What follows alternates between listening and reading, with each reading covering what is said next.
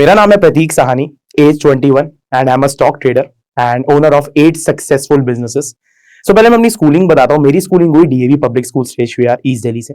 And जब 12वीं complete हुई तब एक चीज मुझे पता नहीं था कि सर मेरे सामने से एक बहुत बड़ी चुनौती आ रही है, जो है कोविड, कोरोना। कोरोना की चुनौती मेरी 12th के बाद आई और बिल्कुल ही अनएक्सपेक्टेड कि जहां जो बंदा 2 साल से प्लान कर चुका है, एकदम से कोविड की वजह से वो चीज प्रॉपर इंटरप्ट हो गई। अब ऐसी बात चली मेरे फ्रेंड से रात के वक्त, तो उससे मैंने एक क्वेश्चन पूछा, यार ये शेयर मार्केट क्या है, ये स्टॉक मार्केट होता क्या है? ऐसे यूट्यूब पे देखते रहते थे, समझ नहीं आता था है क्या। ऐसे मैंने कभी एक वीडियो देखी होगी, तो उसने मुझे एक्सप्लेन किया, यार भाई देख, स्टॉक्स ये होता है कि तुम कंपनी की एक हिस्सेदारी ले रहे हो, ओनरशिप ले रहे हो। मैंने कहा अच्छा ओनरशिप ले रहे हो तो क्या तुम मालिक बन जाओगे? कहता नहीं यार, थोड़ा सा डिफरेंट होता है इससे। कंप्लीटली आप मालिक नहीं बन रहे, बट आप स्टॉक्स खरीद रहे हो, कंपनी का पार्ट खरीद रहे हो और उससे आप पैसा बना रहे हो। मैंने कहा अच्छा। पैसा बनाना जब सुना, मैंने कहा यार चलो इसको देखते हैं।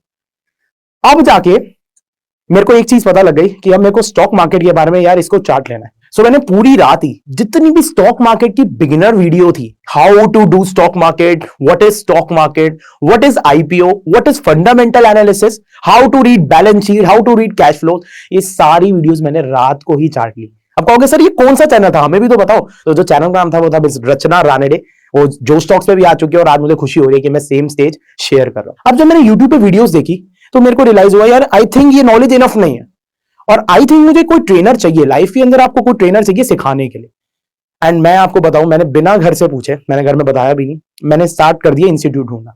और ये इंस्टीट्यूट भी मैंने कभी उसकी रिसर्च नहीं की, कैसा पढ़ाता है, क्या पढ़ाता है। मेरे फ्रेंड ने रिकमेंड किया इंस्टीट्यूट एंड वहां पे मैंने ज्वाइन कर लिया। 1 साल के अंदर अपना डिप्लोमा कंप्लीट भी कर लिया। पर एक चीज ना फिर भी खल रही थी, यार आपको कॉमोडिटी का आगे पता है, आपके फ्यूचर एंड ऑप्शंस का मतलब पता है, आपको ऑप्शन स्ट्रेटेजीज पता है क्या होती है, आपको कैलकुलेशन निकालनी सारी आती है। यार आपको ये पता है कि आईपीओ क्या होता है, आपको पता है एफपीओ क्या होता है, पर पैसे कैसे कमाने हैं ये नहीं पता ना मुझे कि पैसे कैसे कमाने हैं स्टॉक मार्केट से। यानी मेरे को वहां ट्रेडिंग इंट्रोड्यूस ही नहीं की गई।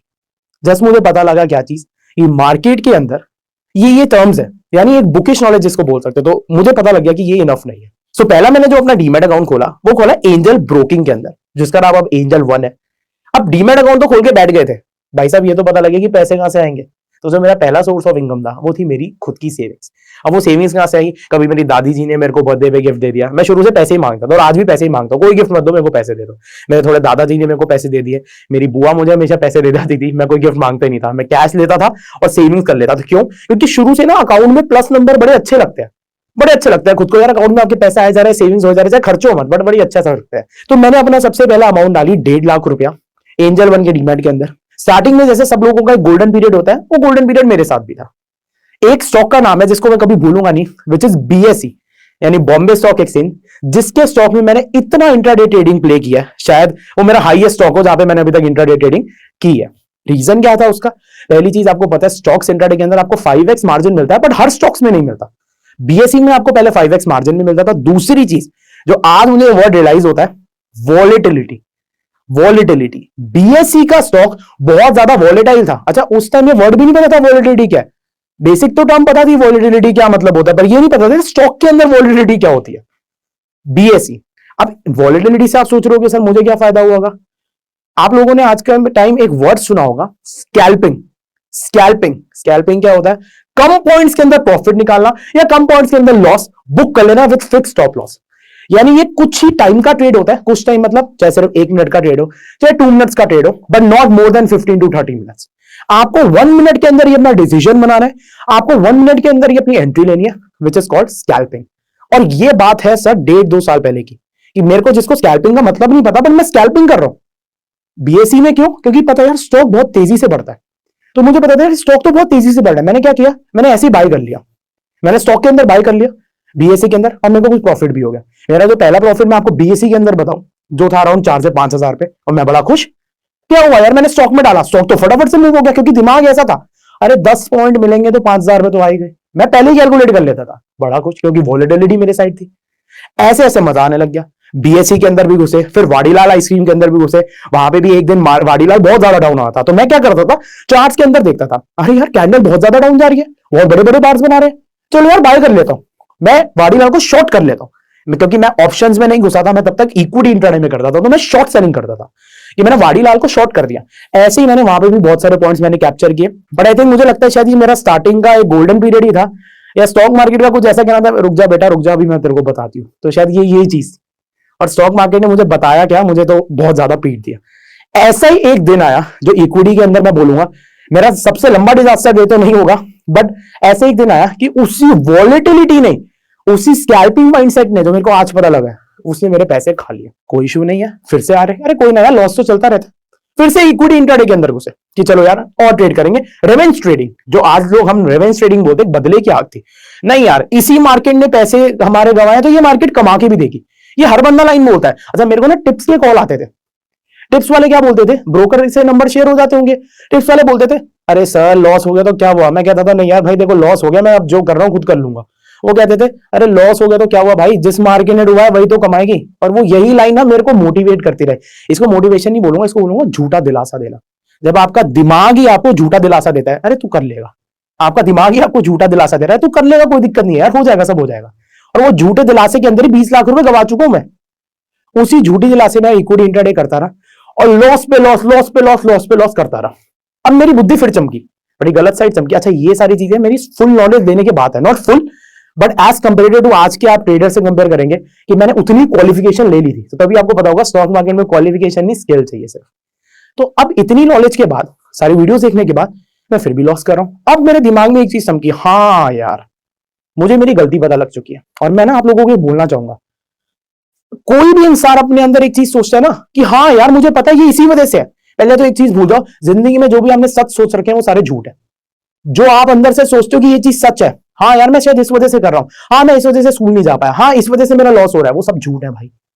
वो तुम्हारे दिमाग को, सबकॉन्शियस माइंड को काम करने की एक ब्रेन की टेक्निक होती है, और इसको हैक करना बहुत जरूरी है भाई। प्रॉफिट नहीं कमा पाओगे ट्रेडिंग से कभी भी। और यही मेरे दिमाग ने क्या किया, एक रीजन दिया कि यार तू पता क्यों लॉस कर रहा है, तू है वोलेटाइल ट्रेडर, तू है स्कैल्पर, तेरे को चाहिए वोलेटिलिटी। और आपको भी पता है स्टॉक्स के अंदर वोलेटिलिटी इतनी नहीं होती, एक्सेप्ट सम स्टॉक्स, इतनी वोलेटिलिटी नहीं होती जितनी फ्यूचर एंड ऑप्शन यानी डेरिवेटिव्स मार्केट के अंदर होती है। तो सर अब यहां एंट्री हुई हमारे डेरिवेटिव्स मार्केट के अंदर। अब मैं ऑप्शंस के अंदर एंटर हो चुका। अब आती है सर पहले प्रीमियम की बारी। बैंक निफ्टी था हमेशा की तरह the volatile king. Bank Nifty index के अंदर घुसे, प्रीमियम का अभी तक प्राइस याद है, रियली याद है, 200 से 250 रुपए था, और एक्सपायरी का दिन था। मैं जब ऑप्शन में घुसा पहला दिन, वो थर्सडे का दिन था। और एक बात बताओ, मुझे पता भी नहीं था आज ऑप्शन एक्सपायरी हो जाता। कई बार मैं सोचता हूं यार मैं अगर सारे पोजीशन डाल देता मेरे पैसे क्या हो जाता। तो मैंने सर 250 रुपए का प्रीमियम खरीदा, ऐसे ही खरीद लिया। और आपको भी पता है सर ऑप्शन प्रीमियम एक्सपायरी दिन जितना वोलेटाइल होता है वो सब लोग जानते हैं। और सर वो मैंने बाय किया 900 क्वांटिटी, और 900 क्वांटिटी बाय करके मेरा प्रॉफिट बुक हो गया 15,000 रुपए पे। जहां मैं इक्विटी इंट्राडे के अंदर एवरेज 5,000 रुपए 4,000 रुपए ऐसे कमा रहा था, बाद में लॉस ही कर लिया, या 15,000 रुपए।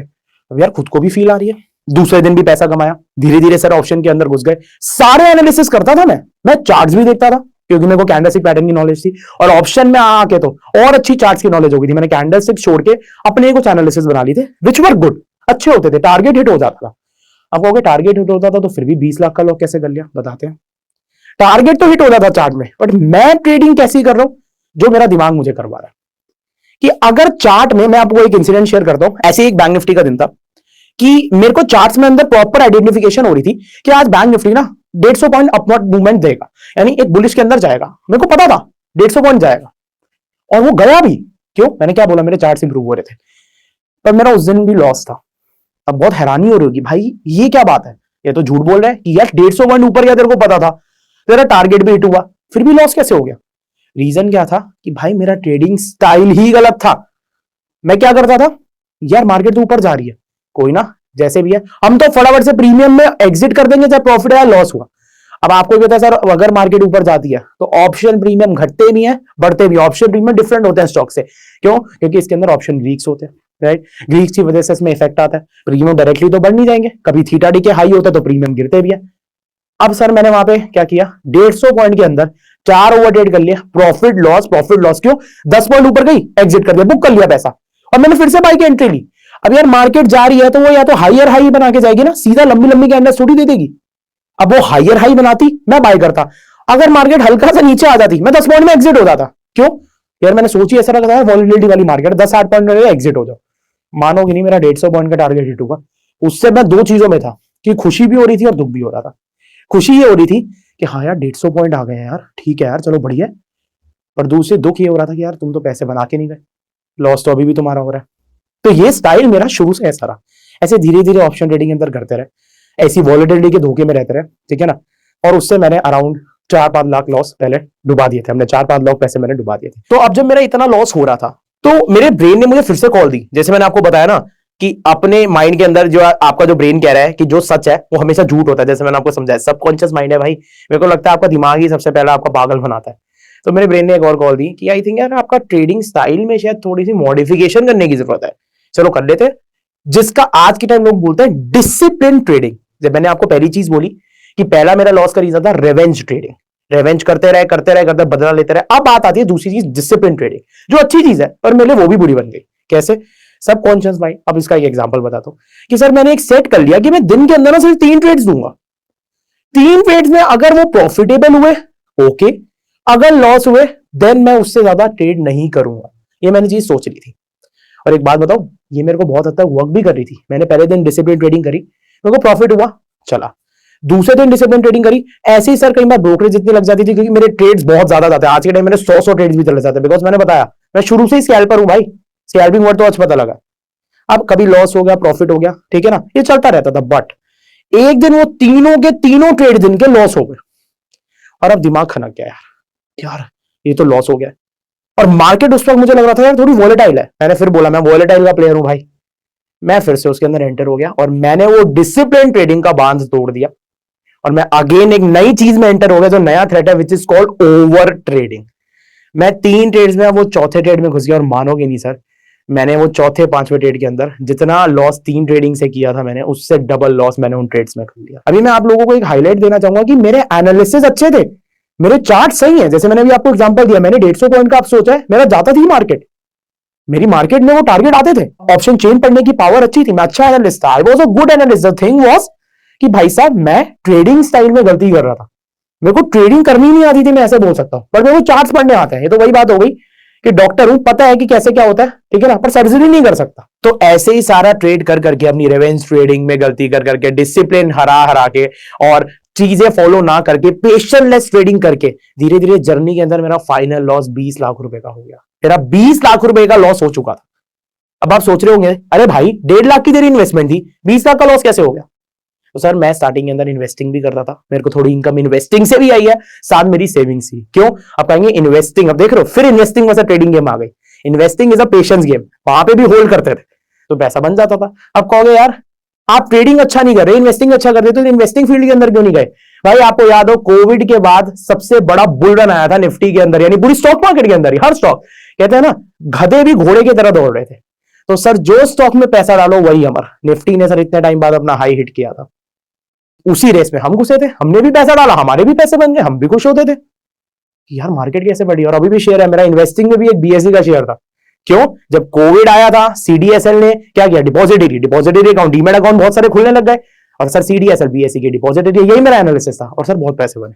वो इन्वेस्टिंग अमाउंट और टोटल सेविंग्स अमाउंट मार्केट में डाल के मेरा नेट लॉस आ चुका 20 लाख रुपए। सो अब मेरा कुल मिला के 20 लाख रुपए का लॉस हो चुका था, यानी मेरे 20 लाख रुपए मेरे चले गए और अब मेरे पे कोई कैपिटल भी नहीं बची थी कि मैं फिर से वो ट्रेड कर पाऊं। अगर मैं घर पे बताता तो शायद वो मेरे को डांटते, मैं मेंटली जो मेरी मेंटल हेल्थ थी शायद वो बहुत ज्यादा खराब हो जाती, परेशान हो जाता मैं। उस टाइम पे क्या था, मेरे कुछ फ्रेंड्स थे जिनके साथ मैं ट्रेड करता था, थोड़े बहुत ट्रेड करता था और वो मुझे अप्रिशिएशन भी देते थे। ऐसा ही नहीं है मेरा सिर्फ लॉस हुआ, ये 20 लाख की लॉस के अंदर प्रॉफिट एंड लॉस चलता रहा, कभी प्रॉफिट भी होता था कभी लॉस भी होता था, दोनों की जर्नी चलती रहती। तो कभी मेरे प्रॉफिट स्क्रीनशॉट आते थे तो मैं उन्हें भेज देता था, क्योंकि ऑब्वियसली यार जो बंदा प्रॉफिट है, प्रॉफिट बंदा खुल के बताता है यार हाँ मैंने कमाया है, मैं उन्हें भेज देता था। और जैसे मैंने बताया कि मेरे बैंक निफ्टी के टारगेट्स भी हिट होते थे, तो वो टारगेट्स भी कई बार मैं चार्ट में ड्रॉ करके भेज देता था कि यार आज मार्केट ही मेरे को लगता है यहां जाने वाला। तो यार वो लोग बड़े इंप्रेस थे उस चीज से, उन्होंने कहा यार तू ट्रेडिंग को थोड़ी मोड़ी कर लेता है, हमारे भी पैसे लगा दिए अगर कुछ। और उस टाइम मुझे कुछ लॉ के बारे में यार पता भी नहीं था, बट मैंने ये चीज स्टार्ट करी।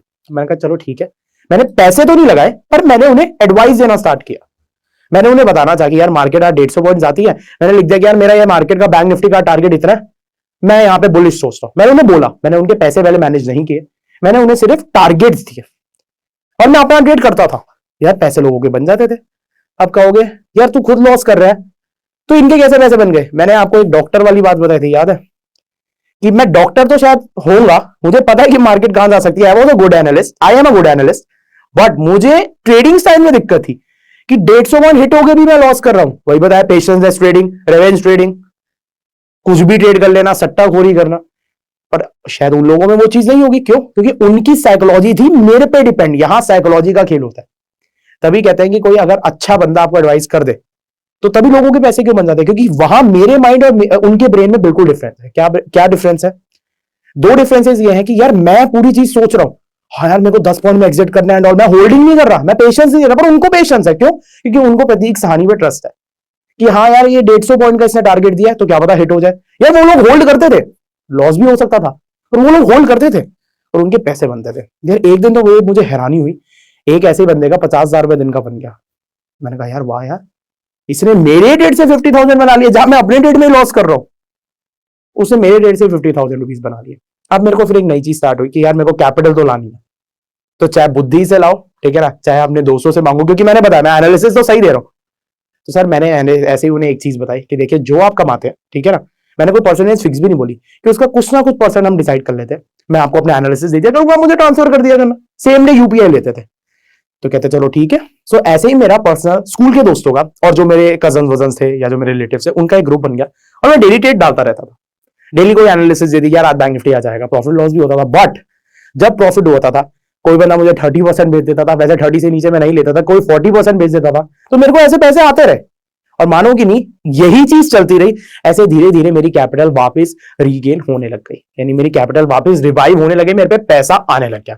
अब इसी प्रोसेस में खुद की गलतियां भी सीखी। अब मानोगे नहीं, जो नया ट्रेडर है जिसको कुछ भी नहीं आता और जो आप एनालाइज दे रहे हो, मैं हैरान होता था यार ये पैसा कैसे बना रहा है। वहां से सबसे बड़ी लर्निंग जो मेरे को ट्रेडिंग के अंदर आई कि भाई साहब उसकी साइकोलॉजी मेरे पे डिपेंड है पूरी।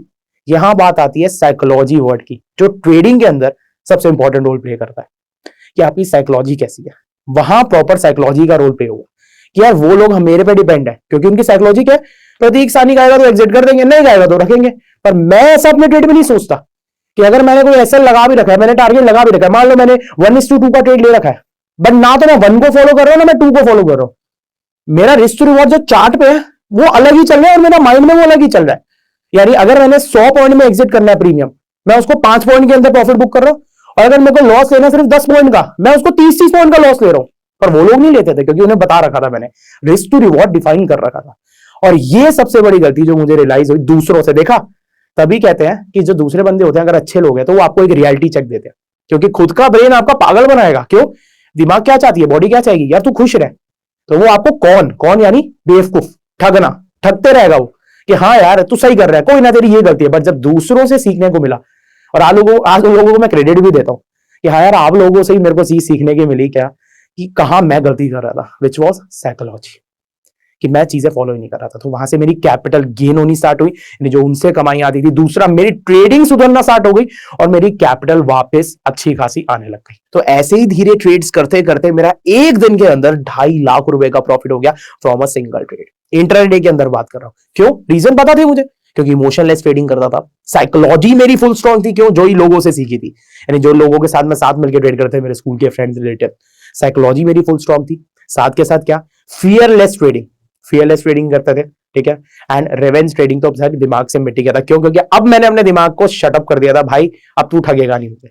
अब मेरे को जो राइट लगता है, जो एनालिसिस, जो चार्ट सिखाते हैं, लॉजिक के साथ चलेंगे। ऐसे ही ऐसे 10 दिन बाद सेम चीजें देख के मैंने 1:3 का एक ट्रेड लिया था, मेरा 5,70,000 का प्रॉफिट हो गया in single day from bank Nifty. ये वही ट्रेड कह रहा हूं सर, ये वही ट्रेडर जिसके टारगेट हिट होते थे, जो बंदा वो लॉस करता था, जो अपनी कैपिटल 20 लाख तक डुबा गई थी, जिसमें पैसे नहीं बचे थे, और वहां से मेरा एक रिवाइव स्टार्ट हुआ।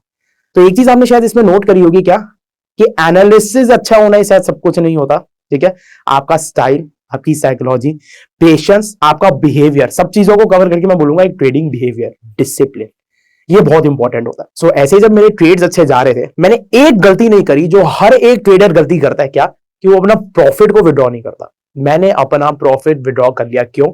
आज उसी प्रॉफिट से मैंने अपने मल्टीपल बिजनेस खोल रखे, क्योंकि मुझे पता है यार, मैंने जैसे बताया कि मार्केट अनसर्टेन है, कभी भी गिर सकती है, कभी भी कुछ हो सकता है, पर मेरे को अपने फिक्स कैश फ्लोज बनाने थे। तो आज मेरे मल्टीपल बिजनेस है, जिसके अंदर मैं अपने क्लोज फ्रेंड्स का, रिलेटिव्स का फंड मैनेज करता हूं। करोड़ों के अंदर हमारा फंड मैनेजमेंट चलता है। क्यों? क्योंकि अभी मैं एलिजिबल भी नहीं हुआ, सेबी रजिस्टर्ड भी नहीं हुआ, अभी मेरी 2 साल की आईटीआर गई है, क्योंकि अभी मैं 21 साल का हूं, तीसरी साल की आईटीआर जाएगी तो बिल्कुल प्रॉपर्ली इसको एज अ फॉर्म करूंगा। साथ के साथ मेरी थोड़ी अदर सर्विसेज है एंड मेरा एक बहुत बड़ा वेंचर है कॉफी का। एंड साथ के साथ क्या, ये मल्टीपल बिजनेस, आज अगर स्टॉक मार्केट डाउन भी जाती है, आज अगर मेरे को कभी लॉस भी होता है, तो ये बिजनेस मुझे फाइनेंस करता है। सो जैसे आज मैंने आपको अपनी जर्नी बताई कि कैसे मैं ट्रेडिंग के अंदर घुसा, कैसे मैंने अपनी कैपिटल लॉस करी एंड आज मैं स्टॉक मार्केट के अंदर एक अच्छी खासी ट्रेडिंग कर रहा हूँ, साथ के साथ मैं करोड़ों का फंड मैनेज कर रहा हूँ एंड कैसे मेरे आज 8 सक्सेसफुल बिजनेस है, और ये सब मैंने सिर्फ 2 साल के अंदर अचीव किया। जैसे मैंने स्टार्टिंग के अंदर बोला था कि आप अपने आप को 2 साल के बाद क्या दिखते हैं, ये आपकी जिम्मेदारी है।